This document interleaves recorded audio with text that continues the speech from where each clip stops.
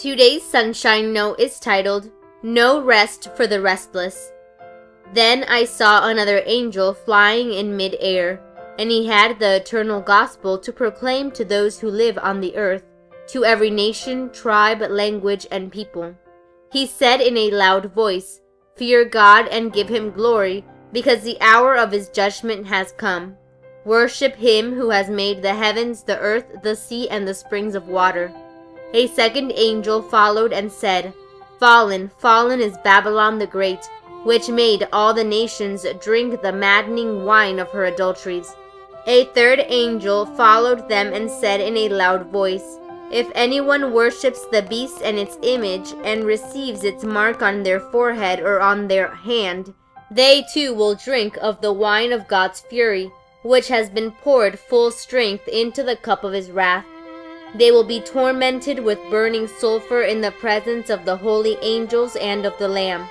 And the smoke of their torment will rise forever and ever. There will be no rest day or night for those who worship the beast and its image, or for anyone who receives the mark of his name.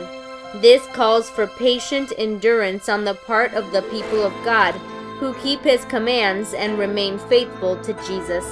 Revelation chapter 14, verse 6 through 12. The three angels' message in Revelation 14 are a powerful call to God's people. They serve as a warning that the false ideas about God are about to fall, and as an identifier of the characteristics of God's people at the end of time. The first angel's clarion call is to recognize God for who he is. Revelation 13 describes through symbolism a beast that looks like a lamb but speaks like a dragon.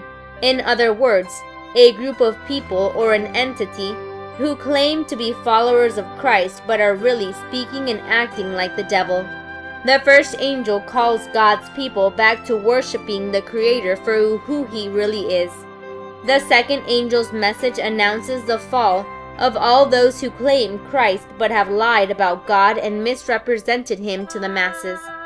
The third angel, through symbolic language, lets us know that those who fall into the trap of believing lies about God will experience no rest.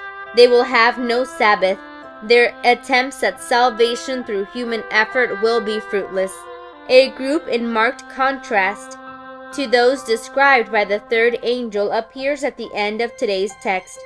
God's people will have rest because they obey him and have faith that Jesus will sustain them through the end times. They will have listened to Jesus' words, Come unto me and I will give you rest. May God bless you today.